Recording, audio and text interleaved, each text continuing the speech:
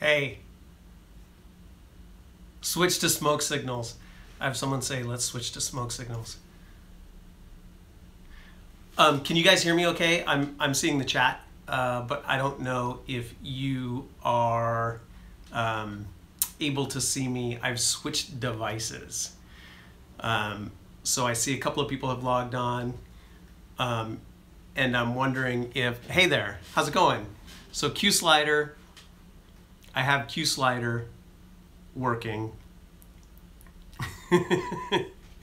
And hey you guys, I am back, and I'm hoping you're able to see me. If you've been online on web, then I've switched devices, so I hope that the browser thing is working a little bit better. Like I said, we're still trying to get I'm getting the live streaming thing all figured out and had some technical difficulties, but let's move on now. All right, so hey, tonight I'm just taking some questions and getting used to the live broadcast and hardware.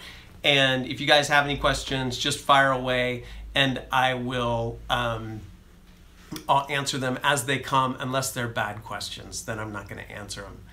Like I said, it's been a little, I'm gonna do a chat online, on mobile now. Okay.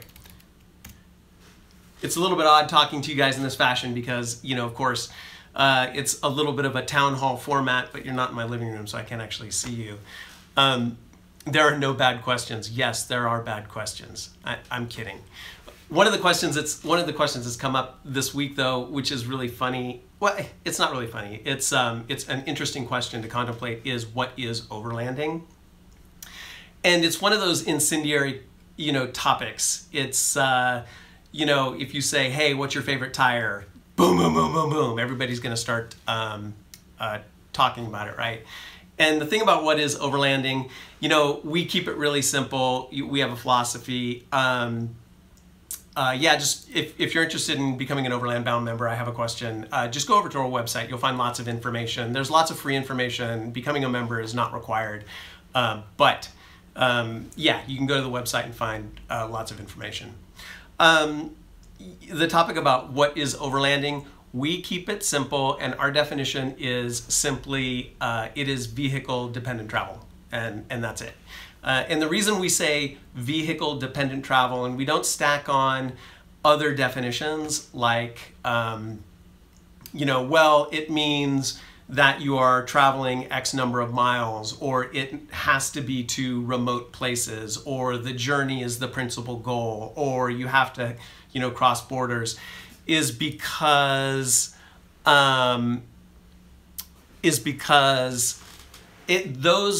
those topics to us aren't that interesting. You know, I mean, the more you define it, the more people you exclude. And sure, there are certain flavors of overlanding that people like to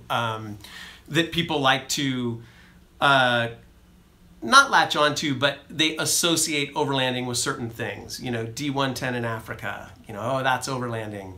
You know, and there are aspects of overlanding and different groups of overlanders that like specific activities, but that's really what it is, right? They're just specific activities that people are engaged with, and that all fits within the umbrella of overlanding. But the way we look at it, we want to include as many people as possible, because for us, it is about that, you know, connection with the great outdoors, and we want people to be able to do it safely and responsibly. We have our founding principles, right? And there's an assumption with our founding principles that people are exercising common sense, right? Like we have a saying that we really believe in, which is, you know, it doesn't matter what you drive. There's another way of saying that, which is, you know, run what you brung. Run what you have. It doesn't matter, you know, what type of vehicle it is. But of course, what goes along with that is you got to be safe. You know, you can't be unsafe, or, you know, if your overlanding vehicle is, if it's a Kia, hi Lewis, then you're not going to be taking it on extreme courses because that would not be safe. Yes, Mike Wesner, thank you. Overlandbound.com/founding principles. You can find it there. I was just asked a question, hey, I've got a, Xterra with a 7-inch lift. Can that be used for overlanding? Yeah, sure. It's built for a certain thing. If you've got a vehicle with an extreme lift, as long as you're willing to pay the gas bill, and you use it appropriately, yeah, absolutely, that can be used for overlanding. It's probably purpose built for trail riding, I would think, and some pretty hardcore routes, which again is an aspect of overlanding. So all kinds of questions, and again, that all is going to beach buggies on Cape Cod and Model T Fords, yes. It's all an aspect of overlanding, and it fits within. And again, you have to be safe with it. Okay, so hey all the way from the Dominican Republic. Hey, how's it going, Miguel? That's my son's name too.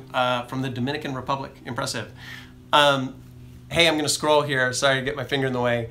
Danon, you have a bicycle with one tire but walk everywhere. Am I a qualified overlander? No, I'm sorry, you're not. You're not part of the cool kids club. Yeah, sure, you're an overlander. Somebody is saying, hey, I want to spend less than $5,000 for a, sorry, Danon, I'm kidding, of course. Somebody's saying, hey, they asked me, I have $5,000 to spend on an overlanding rig. What should I go with? If you're on a budget, I was actually on a budget when I got my FZJ 80. It's not a really expensive rig. At the time, I thought I paid way too much for it. It's a 96. It had 94,000 miles, and it had been babied for a long time. And it was locked all the way around, and I spent $13,000 on it, and I thought that was a crazy price to spend, but I knew what I wanted. I wanted the lockers because I knew, I'm right here in the Sierras, and wanted to go on some of those trails. So I wanted lockers, and I wanted that capability. And so that really helped me define what it was that I was going to buy. So if you only have $5,000 to spend on an overland rig,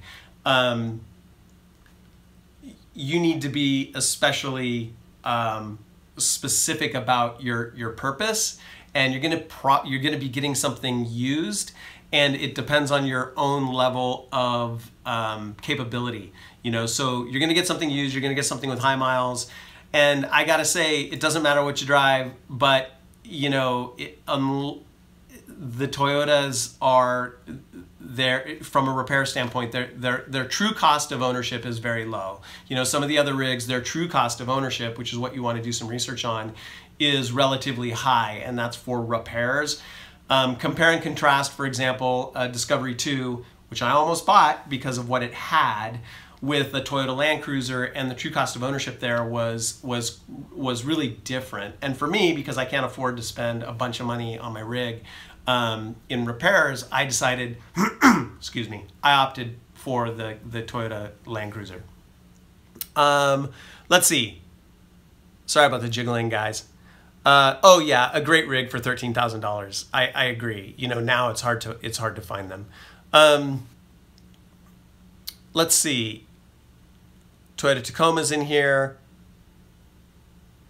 I am Jake. Do I classify I am Jake as an overlander? Of course I do. I mean, he's totally cool, and he's a friend of ours. He's an Overland Bound member. And if you want to talk to I am Jake, he's been on our forums. If you're listening, I am Jake. Hey. Huge shout out. He's been on our forums a lot, and we'll probably be doing a podcast with him in the future. But yeah, absolutely, what he's doing is great. And again, here we are talking about the definition of overlanding, and it's not like, that's not really a very exciting conversation for me. I sort of joke about it. Because you're all overlanders, and I got a video out there. It says, are you an overlander? And it sort of gives my longer philosophy about it. You're overlanders. It's vehicle dependent travel, and then there are different flavors. All right, any other questions that you guys have? I think the best beginner overland vehicle, a 4Runner is fantastic. A Land Cruiser is going to be bigger, but still a great vehicle. But Xteras and Nissans are very good, and it depends on where you are, what country you're in. We don't get the smaller turbo diesels as much here in North America, but if you're in Australia or other parts of the world, you can find quite a torquey, low cc turbo diesel that is going to be very reliable and will have readily available parts. What do I think about Jeeps? I love them. Jeeps are, they're one of my other awesome, trail vehicles. I love them for the trail, and I love the fact that you can take the top off. Oh yeah, dream of a HiLites, no kidding. But no, I really, really appreciate Jeeps. I like them a lot. I like the old CJs and older V8s. Those are awesome. Let's see, more questions. Yeah, Ryan, I have 35-inch tires on OB0. Overland bound. Let's see, Overland Expo East. I always call it Overland Bound Expo. I don't know why I do that, but anyway, Overland Expo East. Corey and I will not be there, but we're going to have a contingent of folks there, and we'll have information there. We'll have a booth and some great folks, and Ryan, who's listening right now, is really going to help us out there, and other people as well. So we'll have a presence there. We'll have a presence there at Expo East. I won't be there, but we'll have a booth there. Oh, who's going to be there, Ryan? Are you asking who's going to be there? We have to finalize that. Off the grid date. Okay, so for those of you watching that may not know what off the grid is, Overland Bound has an event. We're going to be having more events like this, but we have at least one a year. It's called the Off the Grid Rally, where we get together with members of our community and we run some trails. It happens over the course of 3 days. And we always have a fantastic time, and we have fun. We give away swag with raffles and all kinds of stuff. This year's Off the Grid is going to be in September. I am not going to say the specific date right now. And what I am going to be very transparent about is not everybody who wants to go is going to be able to go this year. And this is why. The event is going to be very similar to last year. We've got some new and exciting ideas, but because of that, it's only about 60 vehicles that can go. We're very aware of proper land use, land conservation, and what a trail can sustain. Even though, Bald Mountain really is basically a vehicle destination, we still have to be very aware of what the environment can take. And so we're limiting it to about 60 vehicles. It'll be a lot of fun, but we'll be announcing that on the forums. If you guys want the latest and greatest, the forums is where to get it, because I go online on the forums just about every day, and our members can give you the latest information, folks that we're in contact with. So check out the forums. Another question about Expo East. We'll have a presence there. I won't be there, but Overland Bound will be at Expo East. All right, scrolling through here. Oh, Overland alone or in a group? Hey, that's a great topic. So let's take that one. We do both. And I like both for different reasons. Traveling in a group is a great community activity, and you have redundancy when it comes to getting out if you have a mechanical issue. So going in a group, I'm going to be going down through Baja, and I would like to have at least 2 other vehicles with me. I want to plan it so that, possibly they're Land Cruiser 80s. So that's sort of depending on how far and how remote you're going with other people is a very good idea, because you'll be able to help each other out. So it's a good insurance policy. When you get more than say 5 vehicles, then it's a different kind of experience, right? Everything is going to happen slower.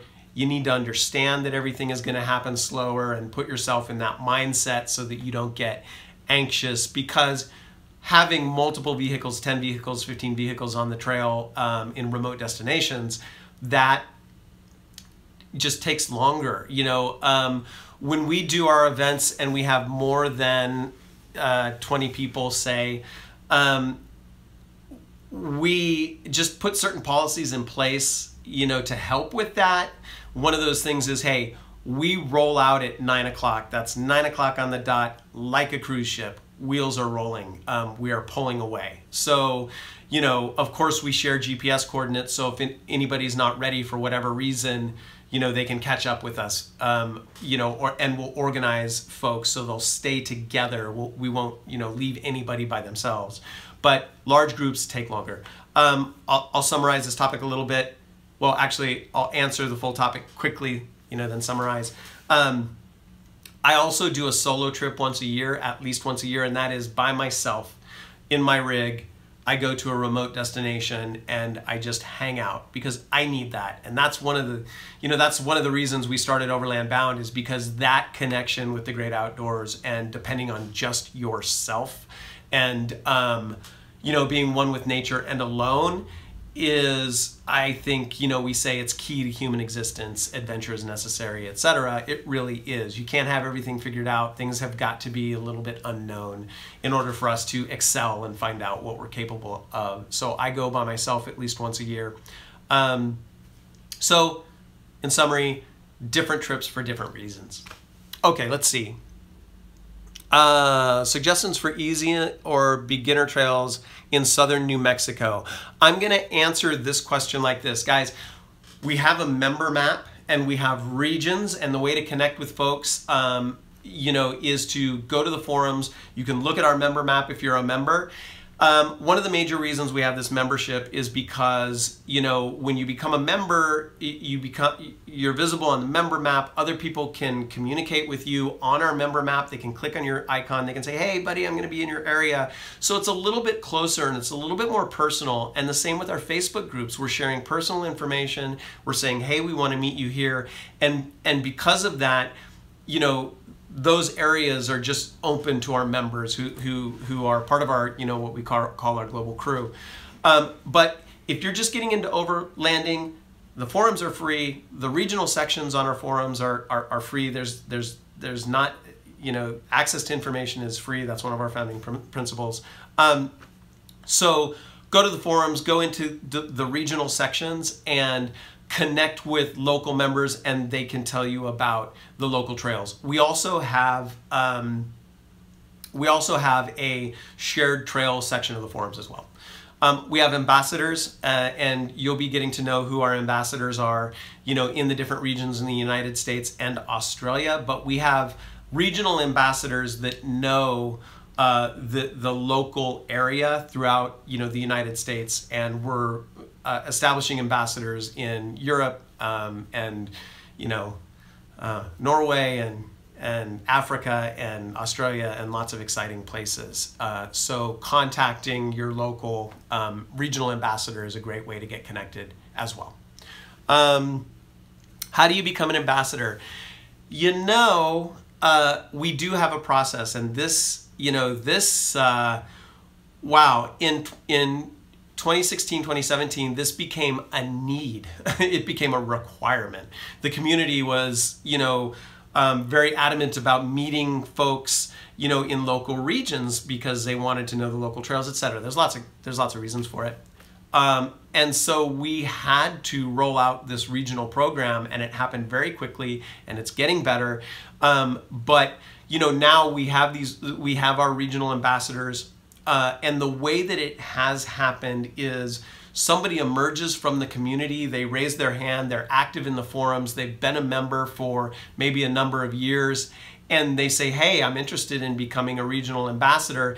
And then we kind of put our arms around them and take them into the back room and go, all right, this is what being a regional ambassador means. Are you sure you want to do this?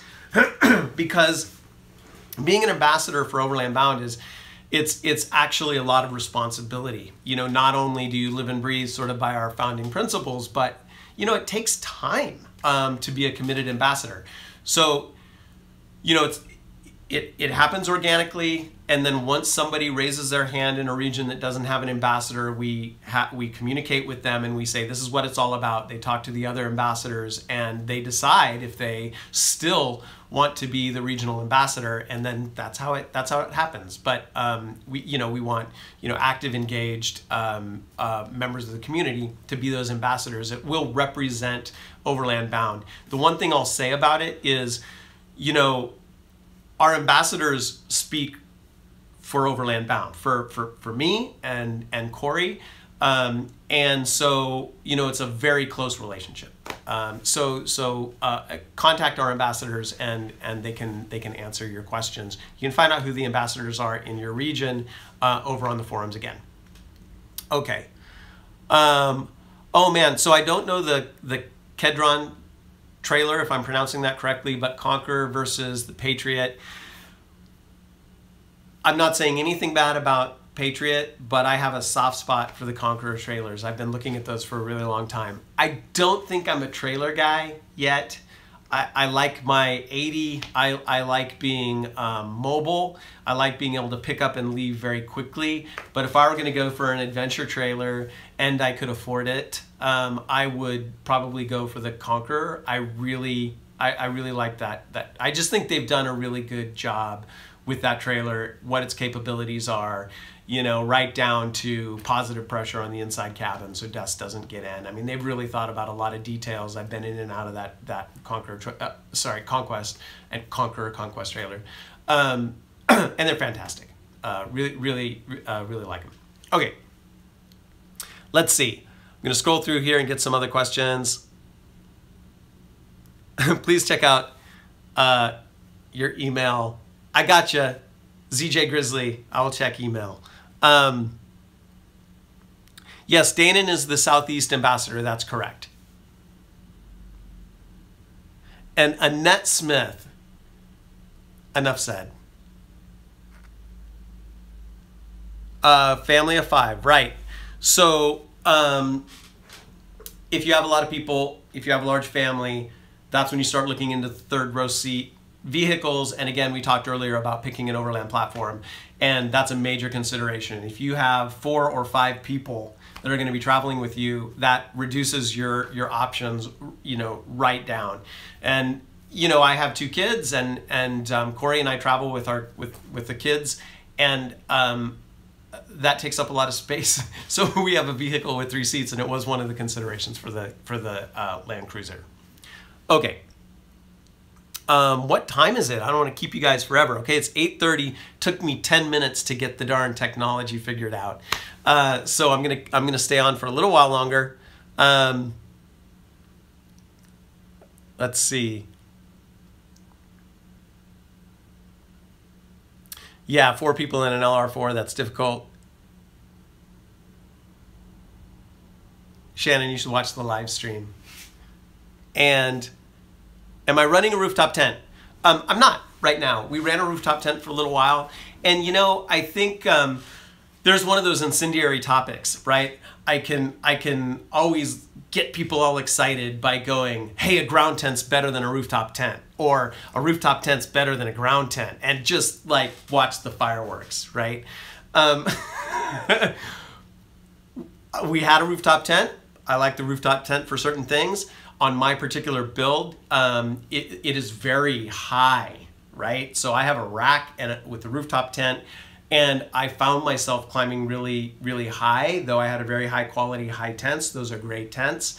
It was really high, and the way Corey and I travel quite frequently is we go long distance and we stay a night. We go long distance, and we like to be able to, you know, hit the road in the morning very quickly and go. And we had a little front runner pop-up tent. I'm not getting paid for mentioning these things, by the way. They're not sponsorships.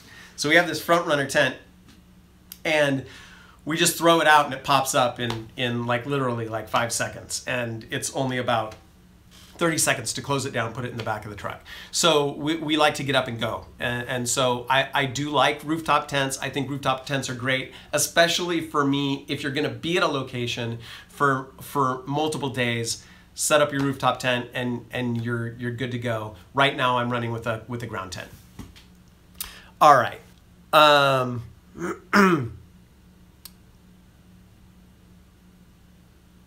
Let's see, teardrops. Isaac. I'm not a rooftop tent guy. That's, Isaac's putting me on the spot. Yeah, I just, I right now, I figured it out. I tried it. I'm just not a rooftop tent guy. All right. Doing the 2.8 swap, the Cummins diesel for my FJ80. Hey, that Cummins diesel is fantastic. When I have the good fortune to be able to go to Australia from time to time, which is fantastic. And when I go over there, I drive around the small turbo diesels to get really good fuel mileage, petrol mileage, and they're small and torquey and durable and go forever and ever and ever. And so I definitely, have seen the advantages of a small turbo diesel. I like it. I think that 2.8 would be a little underpowered for my vehicle. I don't think I would be satisfied. Cummins, correct me if I'm wrong, but there's rumor about a 4.0, and at that point, we might be talking 4.0 Cummins turbo diesel. But the other thing I consider is reliability. My vehicle, despite the exterior look of the vehicle, which looks all modded out, it's actually, if you guys have seen the vehicle in person, it's actually pretty modest. It is not really overbuilt. The suspension is a fairly simple old man emu 2.5-inch lift. I have 1-inch spacers on the back, and the interior is basically stock. The running gear is basically stock, other than some spacers for the for the lift to have proper pinion angle and the whole thing. But I run it fairly stock because it's reliable, right? Like we blew up our radiator in in the Mojave Desert, and it's a Toyota F. It's nothing too custom, so I can get parts, and it gives me a greater feeling of confidence knowing that the vehicle is basically stock. So if I do a turbo diesel swap, if I throw an engine in there, then I'm fearful that something may go wrong, right? So I like running a stock vehicle. Okay. What is the price of gas out west? I don't know, it's $3.40 to $3.70, something like that. When am I coming to the southeast? Hey, I have an idea. I should tour around the United States and publish my schedule and meet with the community and say hi to all you guys. I want to do that. It's gonna happen. So when, near term, and we're not talking geologic scale. All right, geologic time clock. All right. Redding, California, $2.80. $1.83 in Texas. Crying out loud. All right. Well, your state is so big, you otherwise couldn't afford to drive from one end to the other. Okay. Let's see. Looking at other questions. Nick, Mademan, go check him out on Instagram. Mademan925, who has a long travel Toyota Tacoma. Our friend Lawn Dart Design is also looking. Check him out. He also has a long travel 4Runner. And Nick is telling me I need better suspension. I agree. But I was thinking of the Icon setup. Anyway, off topic. Okay, plans to come to Canada? Yes. Looking at other questions. Thank you guys for tuning in and listening. I have not seen the Crosstrek rigs.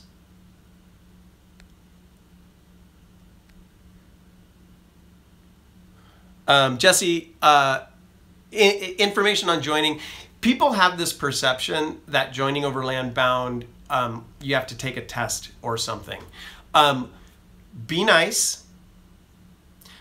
go and read our founding principles, and if you generally agree, you'll get along with us. And that's, you know, that's really it. You know, we ask that people sort of read through our founding principles, and if you're like, hey, yeah, that sounds like me, go over to a website, you can find out how to become a member, and you get access to all kinds of cool stuff like the member map, and we have Rally Point. Hey, can I do a plug for Rally Point, you guys? Use it. I see there are 100+ folks listening right now. Rally Point is free for members. You go to our website, think of it as Facebook events for overlanders. So you can upload, you know, you can upload map routes in GPX format. You can open it in Google Earth. Your coordinate for your rally point to get other people there with you is in GPS coordinates. You can say what kind of terrain. You can say how long the journey is. If you're a member, you can auto-invite people from the start point of your trip or your event. So you can, there's a slider, you can say, hey, I want to invite 100 members. I want to invite 100 overland bound members within, you know, 50 miles of the event start point, and it will send a message. It's not spammy, it's a single message. It'll send a message out to 100 folks in the area to let them know you're having an event. It's a great way to meet people. So Rally Point, there, blatant plug. Go to the website, look at it. There's a tutorial. Start using it. You can share stuff on Facebook. Once you create the event, the announcement, you just go bing, and you can share it to Facebook. All right. Ryan, so there is a Southwest Colorado trip the first week of August. It's on Rally Point.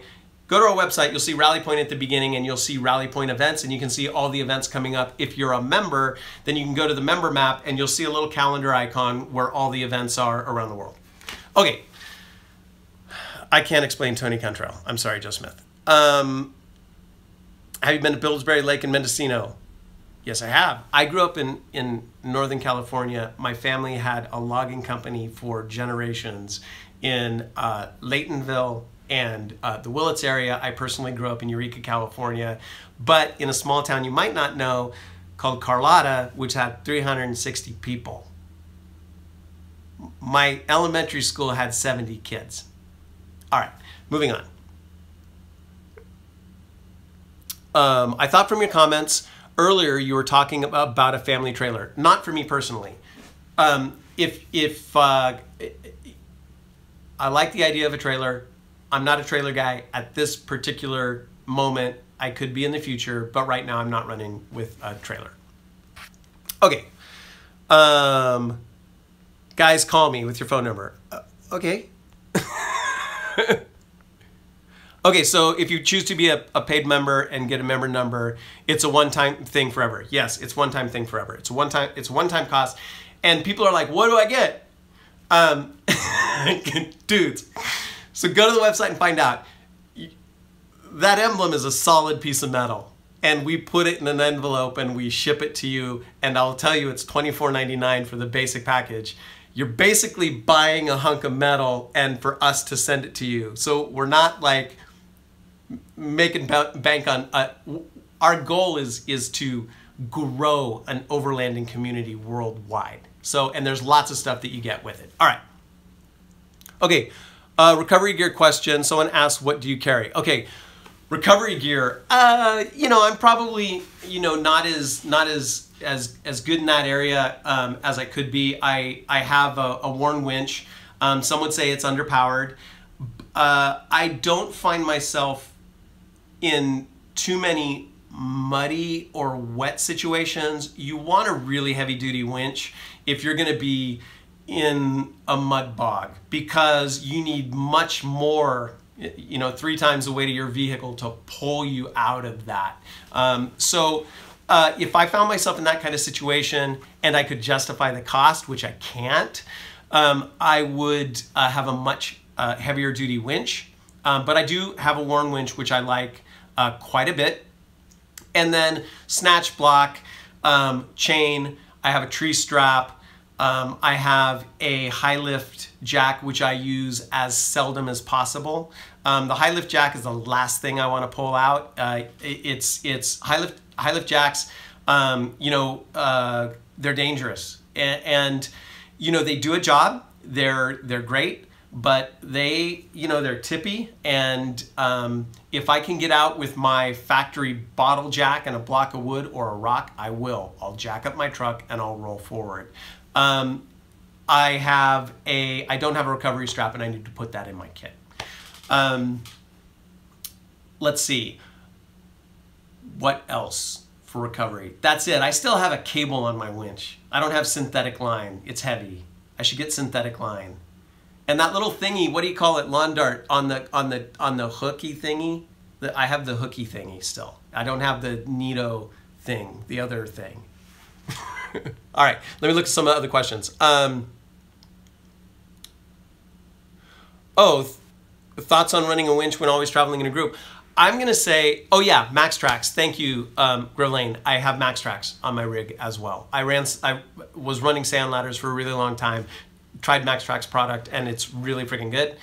So I use MaxTrax. It just does a better job than the old sand ladders. So what was the other question? Yes, I have a shovel. Have a shovel as well. So look. Shovel is a basic, you know, I'm not thinking about it because shovel is a basic part of your kit. You got to have a shovel, you know. So yeah, I have a shovel, I have MaxTrax, I have bottle jack, I have the high lift, I have a winch, I have a snatch block, I have a tree strap, and I have a recovery chain. So I have all of those things as part of my recovery kit. I might even be forgetting something. Okay, communication recommendations. We have a CB, I have a GMRS radio, which is really cool. It's a Midland. It is much more clear and better range than the CB, which is good. We use a cell phone, and you know, we also, the fallback if all that doesn't work is our DeLorme Explorer. We have the DeLorme, which is a satellite radio. It has 0 blackout areas on the entire globe because it relies on the Iridium satellite network. So there's no blackout spots. You just need a clear shot to the sky, and you can text, you can send a social message, and we've actually done that when Corey and I got stuck in Moab, Utah because of folly and poor choices. We sent out a message to the community to Facebook that just said, hey, we're fine. This is where we're at. We're stuck in the snow, and we are involuntarily spending the night here. And we didn't have any reception, and so we used the DeLorme to do that. So those are our communications choices. I'm also going to get a ham radio once I get licensed, which I will do. Okay. Oh boy, poor choices, the best way to start an epic story. Boy, do I know that one. I'm really good at it. All right. Ham radio, yes. Everyone is chiming in ham radio. Ham radio. It's. I won't argue it is perhaps even the best solution. That's a great alternative. Okay. High lift jacker for winching. Yes, you can use them to winch. Let's see. I am wondering if you guys have any other questions. What do I think of old 4x4 from the 60s and 70s? I like them. I used to have a 68 Camaro before they became unattainable. I love classic rigs. I love classic cars. Do I carry? I do. The way, you know, like, here's the thing. The way I grew up in my family, you know, again, town of 360 people, you had guns. We had guns, and it's not a political, you know, discussion. It's just we had guns, and I'm very comfortable. It is. You know, safe handling of a firearm is second nature to me. You don't have to tell me not to light somebody up with the barrel. I understand that. In fact, it's just a second nature thing. And we usually have something, you know, what I say is, you know, yeah, we usually got something rattling around back there. But it's not a thing, right? I mean, it's not like a, for me at least, it's not, it's just something, yeah, we usually have something back there. All right. Let's see. Defender 90, love it. Yeah, guys, subscribe. All 100 of you, you should be subscribed if you're not. All right, so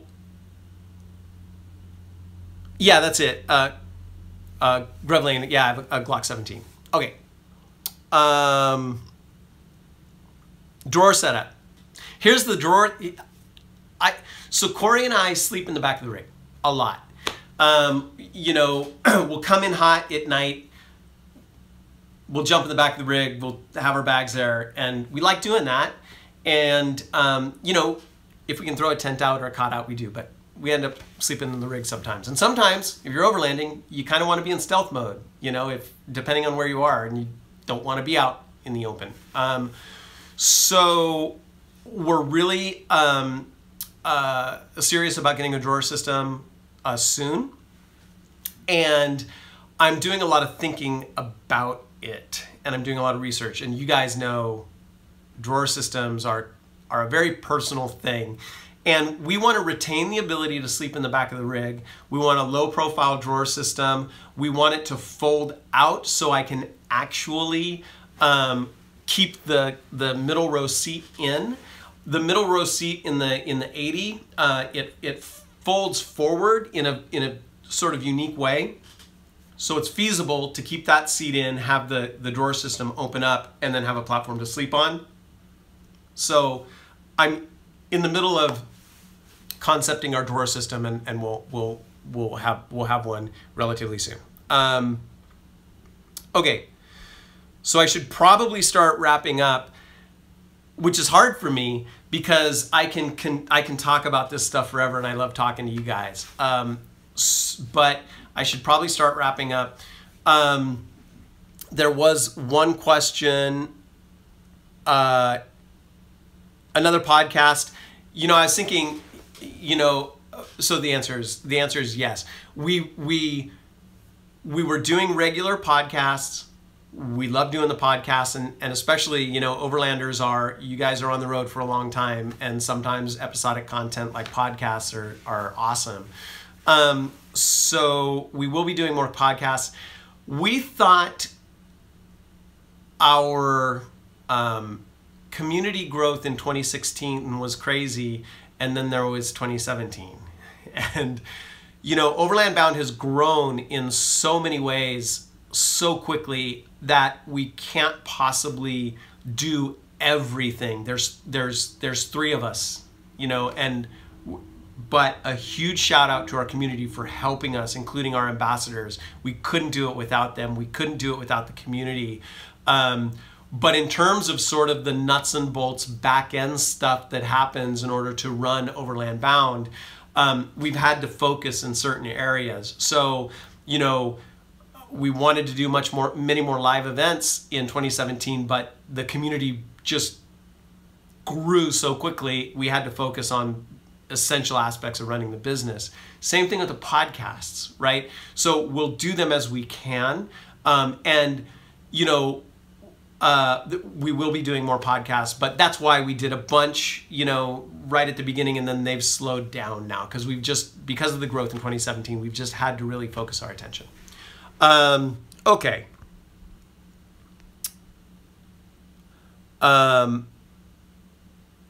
Just joined 6186. Everyone say hi to Overland Bound number 6186.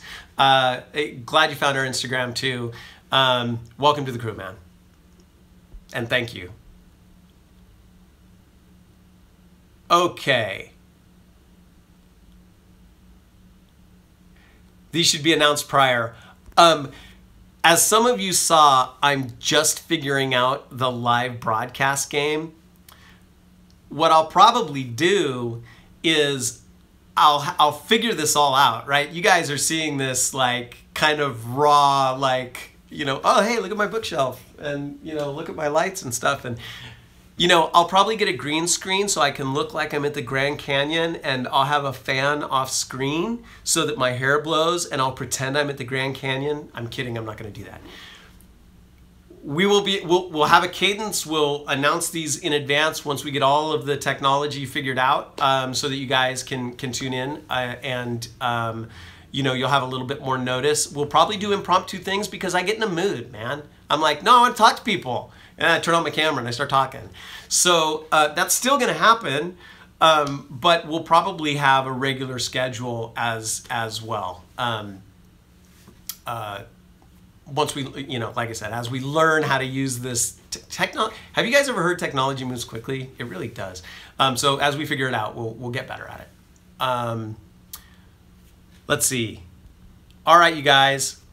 I want to be the 10,000th member. Hey, just so you guys know, I might have checked whether 5 numbers fits on the Overland bound emblem, and it does. Yeah. So, all right. All right, you guys. Keep the low production value. Yeah, I'm not going to get too fancy. You know, those of you who have met and hung out with us, we're not too fancy. All right. Hey, just go over to the website, Brenda. You can find out more, and we'd be glad to have you. Thanks for considering joining our crew. South Carolina, hello. All right, you guys. Better wrap up. I love talking to you guys, but I don't want to keep you forever. And we'll do this again soon, and appreciate you guys tuning in. Thanks a lot. Next time without the technical difficulties. All right. Bye, you guys. Thank you very much for the support.